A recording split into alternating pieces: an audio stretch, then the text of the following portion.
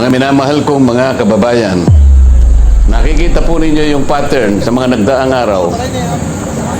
Mas uunahin po nila yung tao na nagmamalasakit sa inyo para palitawin natin ang katotohanan.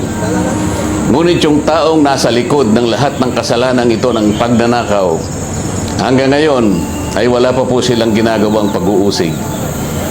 Meron na pong isang demanda kay Martin Romualdez na nakabinbin pa April 2026. Yung isa na inakusahan na dating kalihim ng DPWH ay kanilang kinasangkapan upang siya din ay maging state witness. At siya yata ang gumawa ng paraan para ma-discharge siya sa kanyang naunang asunto. So makikita po ninyo, wala na po tayong kakampi.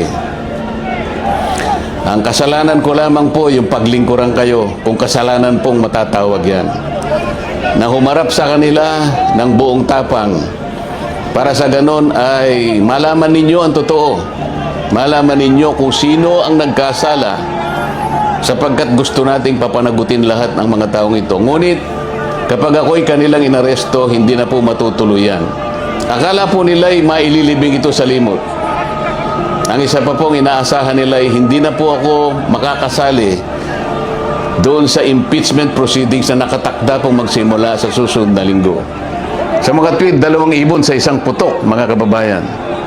So talagang maliwanag na planado po ito, mga kababayan, kasi 2 linggo bago nagpahayag ang ating ombudsman, sinabi na rin ni Ping Lacson na tila siyam pa na senador ang makukulong.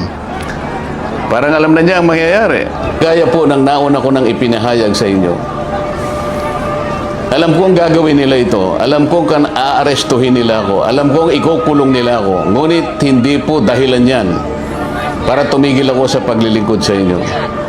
Kasi po iisa lang ang paraan ko upang paglingkuran ng taong bayan dahil sa pagtitiwalang ibinigay nyo sa akin. Malit na bagay po ang sakripisyo na aking haharapin. Kung ang katumbas po nito ay maipakita natin ang kahalagahan ninyo bilang mamamayan ng ating bansa. Kahit po sa mahirap na kalagayan natin ito, mga kababayan, pinakikiusap ko sa inyong lahat, pag po tayong pumayag na basta-basta na lang nila baluktutin ang katwiran. Alam ko po ang promotor nito ay ang ating ombudsman sapagkat nung kami po ay nagtatalo-talo sa bulwagan ng Senado, isa sa amin ang nagsabi na sometimes we have to bend the law. At sumagot po yung ombudsman nang tinanong siya kung tama ang kanyang sinabi. Alam na po ninyo kung yung sinagot niya. Yes, sir. Huwag po tayong pumayag na gano'n ang mangyari. Kahit ano pong mangyari, ilaban po natin ang katwiran. Dahil ang katwiran po ang magpapalaya sa atin. Ito ang magbibigay sa atin ng tagumpay bilang mamamayan at bilang isang bansa.